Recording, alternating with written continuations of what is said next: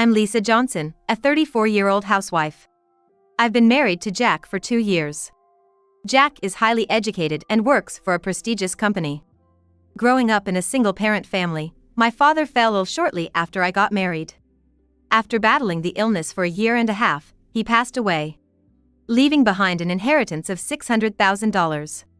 However, Jack used this $600,000 to remodel his parents' house on his own. Choose between living with my mom or getting a divorce, Jack said, seemingly looking down on me with this ultimatum. My mind was already made up. Without a second thought, I quickly signed the divorce papers and said, "Goodbye, you'll regret this." Jack retorted, "We won't regret anything, you're useless," and moved to his parents' house, which had just been renovated.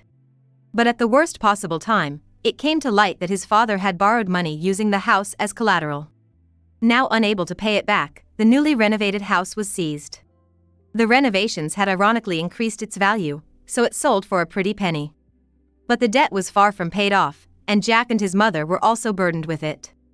Losing their house and learning of his father's debt, Jack and his family came to my place, unreasonably venting their frustrations on me. "It's all your fault, Lisa.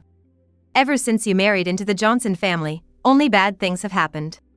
You're the curse of our family," they accused. Jack even had the audacity to say, "You're my wife, so you're gonna help pay off this debt." I couldn't hold back any longer. "How dare you use my father's inheritance and then demand I help pay off your debt? You only consider me your wife or family when it's convenient. Couldn't you have valued our time as a couple more? Value our time together? Don't make me laugh. Even after we got married, you were barely home because of your dad's illness and neglected your household duties. My parents divorced when I was 12. And unusually, I was raised by my father. He quit his long-time job and switched to a company with no overtime and a 5 p.m. end time to raise me. His salary dropped, and I took away his sense of fulfillment. He made lunch for me every day and never skimped on dinner. Despite the negative connotations of divorce, I enjoyed living with my father. That's why I didn't leave home even after turning 30. How could anyone abandon their sick father? There was nothing else I could do for him. So I wanted to take care of him until the end, after all the love and time he had devoted to me. You cared more about your dad than me, didn't you? It's not about who I cared more for. Sure, I may not have done enough housework. But you said it was okay because you ate dinner at your parents' place. You left me no other choice. You were at the hospital all day. I've always thought marrying you was a mistake. Honestly, I did you a favor by marrying someone like you who was past her prime. You should be grateful for that." Jack wasn't the only one who thought this marriage was a mistake. I too believed this marriage was nothing but a failure. I was 32 when I married Jack. That age isn't considered past one's prime nowadays. Jack and I met at a mixer. At a mixer set up by a junior colleague from the company where I worked, there was Jack, working for a top-tier company. It might be hard to believe, but I rarely participated in mixers. I wasn't that desperate for a boyfriend, nor was I in a hurry to get married. However, my father seemed worried. He even considered asking relatives to arrange a blind date for me, which I firmly refused.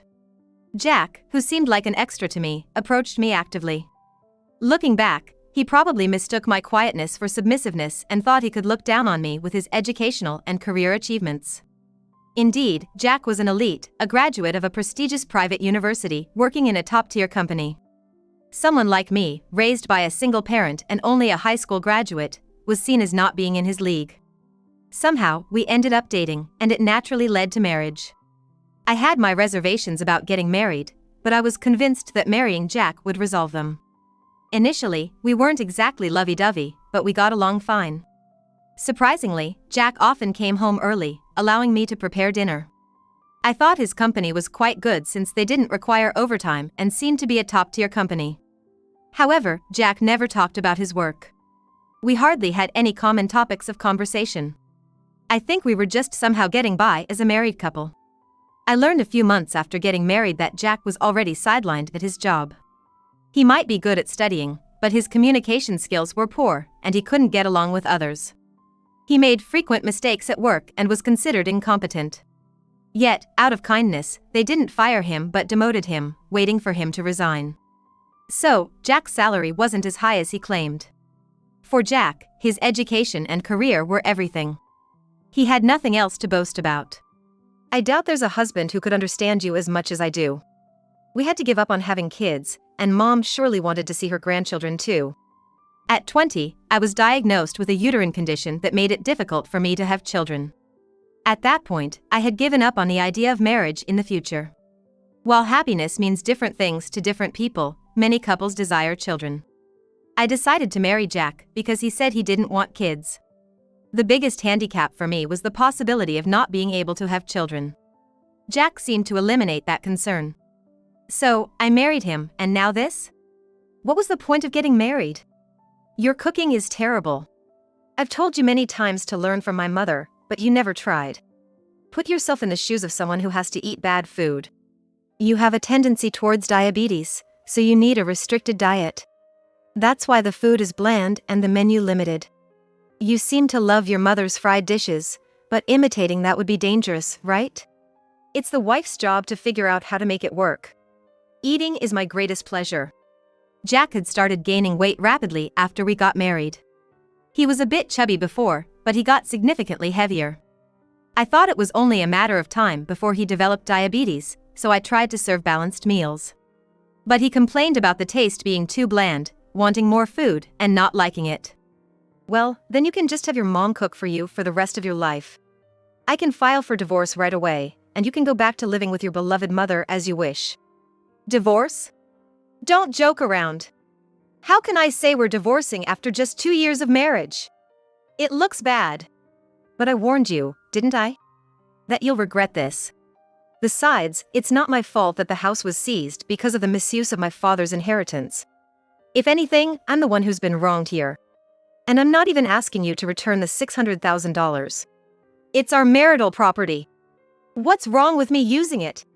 I thought renovating the house was the ultimate way to honor my parents. What kind of filial piety is that? I had intended to use my father's money to buy my own house. Jack and I lived in a rented apartment near his parents' home. Paying rent seemed pointless when we could be paying off a mortgage. Sure, $600,000 wasn't enough to buy a house outright, but it was a significant down payment. And he used it on his parents' house renovations. Don't run away from this. Run away? What do you mean? You just mentioned divorce. That's when I realized. Jack, you said divorcing after 2 years looks bad. That says everything about you. You're only concerned about how others see you, not caring or valuing the people closest to you. Nowadays, divorce isn't a shackle. I'll lose my standing at work. You are a working adult, you should understand. But then again, you're just a high school grad who luckily got a job, so maybe you don't understand things like office politics. Oh, should I expect Jack to climb the corporate ladder? What's with that sly smile? That's your habit, that mocking smile. Have you been going to work lately? You leave the house saying you're going to work, but then you just kill time in parks or libraries, right? Jack visibly panicked. He was sidelined at his job, and the lack of work was taking a toll on his mental health. He was increasingly reluctant to go to the office. I heard from a neighbor, even before Jack moved back to his parents' house, about his whereabouts. What are you talking about? Who said that? Do you have any proof? It's so obvious how you react, Jack. You're clearly disturbed. But whether you quit your job or whatever, it doesn't concern me anymore. I can choose from plenty of jobs. If I leave my current company, others will hire me. I didn't graduate from a prestigious private university for nothing. He was bluffing, but his voice trembled and the volume dropped. I doubt there's a better company than his current one for him. He could find work if he compromised, but he'd likely struggle with communication wherever he went. Well, good luck with the debt repayment. It's also your and your mother's fault for not seeing through your father's true nature. My father-in-law was always smiling and pleasant. Jack said he'd never been scolded by his father. His mother, on the other hand, was dominant. His mother treated his father almost like a slave, always belittling and making a joke out of him. Yet, this dynamic of the father being under the mother's thumb had become the norm, and nobody really questioned it. No matter what was said to him, his father would just laugh it off with a grin. Behind his smile, my father-in-law hid a severe gambling addiction. Neither Jack nor his mother seemed to notice. When I learned about it, I couldn't believe the gentle father-in-law I knew had such a dark side. The debt ballooned, but he couldn't stop gambling, even resorting to using the house as collateral. I had suspected something when I saw a pile of collection letters addressed to him at Jack's family home. Actually, I had a hunch about it. The reason is that when I visited Jack's parents' house, I saw a pile of collection letters addressed to his father. Despite such a sloppy situation, I wonder if his mother really didn't notice. Well, she always treated her husband as if he didn't exist, so it's not surprising she didn't notice. Father must have been stressed. He had nothing to do after retirement and turned to gambling. But I can't blame him. It was his only hobby. Jack, what is it with the Johnson family's sense of money? Wasting $600,000, accepting gambling as just a hobby? I can't understand it. Your father probably thought he could pay off all the debt if he just won, but he kept losing, and it twisted his thinking. It's like seeing the dark side of a Buddha-like man. Jack had no comeback. The magnitude of his father's actions would continue to haunt him. Then, eerily, his usually silent mother spoke up, seizing the moment to retort. Ever since I started listening, it's all been about how Jack is bad, or how his dad is bad. But it all started with you, Lisa. I didn't speak up because I wanted to hear Jack's side too, but I was getting so irritated. My husband was just deceived, that's all. He was just ignorant. And you're calling that his dark side? Is that even fair to say? Being ignorant can be a crime too. That's why our home was seized. If you couldn't realize it until it got to this point, then your marriage is definitely a failure. In a marriage of 40 years, not interfering with each other is the right approach. Jack is married now too, and having a relationship like air is comfortable. That's something you, with only 2 years of marriage, couldn't possibly understand. His mother was still assertive. She had the talent to create an atmosphere where she was never wrong. But, didn't you always badmouth your husband? Calling him useless, boring to be around. Even talking about a late-life divorce. Saying things like, if I divorced, I could live just with Jack. When I did meet you, all you ever did was complain about him. I didn't meet his mother often, but whenever I did, she would just rant about his father, even in his presence, which made it understandable why he harbored darkness. She would often talk about when his father was in car sales. Unable to sell a single car by himself, his wife had to beg relatives to buy cars from his dealership. Certainly, his father wasn't cut out for sales. He was more of a civil servant type. Always smiling and being a calming presence to everyone. Isn't that right? I addressed his father, who was still looking timid. Knowing his true nature made me even more upset. You also borrowed $60,000 from my father, didn't you? Jack and his mother turned their attention to him. He just smiled and said, yes, that's true. Please have Jack handle the repayment. As you can see, I don't have any money left. Jack, is that okay with you? What? Why should I? Is there a loan agreement or something? Maybe Dad should just declare bankruptcy. My father was happy whenever your dad visited him in the hospital. I was glad, thinking he was a kind person. Neither you nor your mother ever visited. And now I find out he was just mooching money off him. Taking advantage of a sick man under the guise of a hospital visit. What an evil act. I'm planning to go through a lawyer for this. Jack, you always say I'm stupid, uneducated. Well, because I'm stupid, I'll ask a professional to handle it. But my trump card isn't just this. I have a bigger bombshell. I had been holding back on saying this. Even to my dear father. Also, there's one more thing I've asked the lawyer to handle. I was sexually harassed by your father, Jack. Jack and his mother burst into laughter. You're trying to corner Dad further by telling such a vile lie. There's no way Dad would do something like that. What a thing to say. Really? I think my husband is the furthest thing from a sexual harasser. Lisa, you must be really desperate to resort to such lies. It was frustrating. I even doubted myself. But my father-in-law would subtly touch me whenever I visited their house. At first, I thought it was my imagination, but the frequency of these touches was too high. The way he skillfully managed to do it without Jack or his mother noticing made me suspect he was doing this to others as well. He was extremely cunning. Exploiting the fact that Jack and his mother would never believe such a thing about him. But it made me feel so uncomfortable.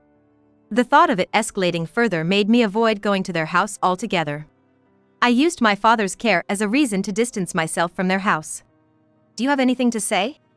You remember what you did, don't you? It wasn't just the touches. He had been secretly taking pictures with his phone. For example, when I was going upstairs, he would be at the bottom with his phone out.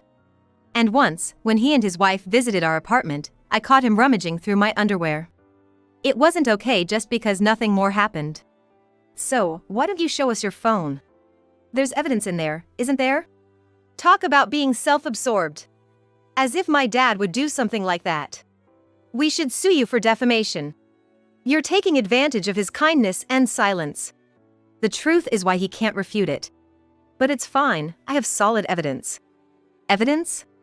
What kind of evidence? It must be just a threat. Honestly, I can't have any positive feelings for you. You're trying to drag us through hell with lies, and I question the upbringing you received. That's why I was against your marriage to Jack. I could see this coming. Jack is just unlucky. Jack's mother was opposed to our marriage. Jack was her pride, and she devoted everything to him. She probably dreamed of him being an educated elite in a good company. And he obediently followed her path. She taught Jack only academics, neglecting to teach him how to interact with people. He preferred reading and studying at home over playing with friends. That's probably why. He struggles with communication. Even at the mixer, he wouldn't look people in the eye. And after we got married and moved to this apartment, he wouldn't return neighbors' greetings. He fundamentally struggled with people. His mother probably didn't want him to marry. But Jack was already over 30, and probably under pressure from others. She must have had high standards for his wife. So when Jack brought home a woman over 30 with only a high school diploma, she disapproved. But Jack's affection for me was strong at the time, so he insisted. I knew what to expect from a mother-in-law, so I was prepared. That's why she found various faults. There has never been a divorce in the Johnson family. Your parents are divorced, right? And unusually, you were raised by your father. Doesn't that mean there was something wrong with your mother? Maybe something related to men? When I first met her, my mother-in-law asked me these things. It's not like Jack's family was particularly wealthy or of great lineage. Yet, being from a single-parent family seemed to be a hindrance to marriage. It seemed she wanted to live together, but their house was old and inconvenient. The plumbing was inefficient, it was hot in the summer, and cold in the winter due to drafts. The house had an awkward layout, including 2 impractical small rooms, each about 75 square feet, making it an uncomfortable place to live. I understand wanting to remodel, but not with my father's inheritance. Though she finally accepted our marriage, Jack's dependency on his mother became apparent right away. Whenever he was displeased with me, he would complain to his mother before talking to me. Naturally, she took Jack's side, shielding him from blame, which only encouraged his behavior. She would come to our apartment and make snide remarks at me. A typical mean mother-in-law. She often mentioned her niece, Jack's cousin, who was supposedly an actress. I'd never heard of her or seen her on TV. It turned out she was just an extra. She would say things like, "My niece is beautiful, kind, and domestic. I wish Jack had married someone like her." Am I the only one who thinks that if someone is truly domestic, they wouldn't become an entertainer? It seems like any daughter-in-law would be subject to her criticism. No one could ever meet her standards. Are you done with what you wanted to say? Ultimately, Jack and his mother just came to complain about me. I still lived in the apartment we shared, and they probably thought they could stay and eat here. But I had no such intentions. Are you sure about this? You won't regret it? I wanted to make sure. But I won't regret it. It's Jack who became useless, not me. Regret? What kind of regret? Did you anticipate this would happen? Yes, it was within my expectations. You're mean. I've always thought so. Lisa, you're cold, intentionally malicious. You always act in your own interest, never thinking about others. That's exactly what I should be saying to you. You misuse the money my father left, and then burden me with even more debt. That's completely absurd. Why should I suffer the consequences of your actions? It was nothing short of an accident involving me. Isn't $600,000 a small inheritance? When my father passed away, he left about $1.3 million. Then you should have used that money for the renovations. You have 5 siblings, right? If you divide $1.3 million among 5 people, that's $320,000 each. What? I was talking about the amount he left, not the share. I renounced my inheritance for my brother's sake. Lisa, are you only interested in money? Huh? Given the situation, I have no choice but to talk about money. Yes, compared to $1.3 million, $600,000 might seem small. But it was important money my father left for me. So what were you planning to do with that $600,000? I wanted to use it for our own home. That's why I made it happen. Jack's smug face really irked me. I told you I wanted to live with my parents eventually, right? That's why I renovated their house to make it our home. Our home? It wasn't even suitable for 2 families. This is just an after-the-fact justification. He exploited my dream of a home to justify the renovation. Either way, the $600,000 isn't coming back. And then there's my father-in-law, who so casually incurred a $600,000 debt. He should be placed in a facility specializing in gambling addiction. Once I divorce Jack, it's not my problem anymore. But Jack and his mother will have to deal with the debt. As my mother-in-law said, my father-in-law isn't the type to work vigorously. At 65, it's unrealistic for him to start working. This means the burden will likely fall on Jack. In addition to that, I'm going to make Jack repay the $60,000 he borrowed from my father through a lawyer. But Jack doesn't seem to be working right now. I wonder if he can muster the determination to work and pay off the debt. I'm so glad I signed the divorce papers. Though it's just a piece of paper, its presence makes a huge difference. Since you said just $600,000, you should be able to pay off the debt quickly, right? Can you also pay back the $60,000 your father borrowed from mine soon? I want to use it for my next move. I don't want to stay in this apartment. Of course, that's nothing. I earn more than guys my age. Good, I hope you find your next job quickly. With your education and 13 years in a top company, you'll be fine anywhere. I couldn't help but want to throw back a sarcastic remark. He never helps with housework, and he's a burden at work. His mother is the only one who accepts and is kind to him. That's why he wanted to renovate for her. To get her approval. Men are often said to be mama's boys, seeking a mother in their partner instead of a wife. At the slightest issue, it's always mom, mom. I'm done with such a mama's boy. Jack, you can go back to your ideal life. Stay by your mom's side forever, getting pampered. That's your happiness. Jack's face turned red, insulted. Prideful men like him hate being mocked the most. And as for you, who has been silent this whole time, acting as if you're not even here, I think you have the highest pride of all. You haven't apologized even once. How could you borrow money from my father, who was already weak and drained? And about your harassment towards me, even if no one believes me, I will sue. Your smile is creepy, your eyes don't laugh. You camouflage with that smile, but your true nature is just money and women. Scary. I will never have anything to do with the Johnson family again. Now that you understand, please leave. Any further communication will be through my lawyer. I kicked out Jack, his mother, and father. It was going to be the coldest night of the year, according to the news. Through the lawyer, I arranged for Jack to repay the $60,000. The divorce was finalized. And with the recorded video I had prepared earlier as evidence, I smoothly filed for compensation for the harassment from my father-in-law. Finally, I felt liberated from the Johnson family. It was only a 2-year marriage, but it felt longer due to caring for my father. As for my mother, after divorcing my father, she took over the family's clothing store. I told you, didn't I? That you would regret this. There is no fault on my part for the misuse of my father's inheritance and the seizure. If anything, I'm the one who's been inconvenienced. And I'm not even asking you to return the $600,000. Now, she lives in a luxury condo. I live with my mother in the same condo. Living with my father was enjoyable, but moving forward, working with my mother at the clothing store will also be a fulfilling experience in my life. Jack, in the end, was laid off from his company. Now, he lives quietly in a rundown 1-room apartment with his mother and father. Birds of a feather, they will probably live, licking each other's wounds. What my father left behind wasn't just money. He left behind memories far more valuable than money. No matter how many times I say thank you, it wouldn't be enough. But still, I'll say it. Thank you, Dad.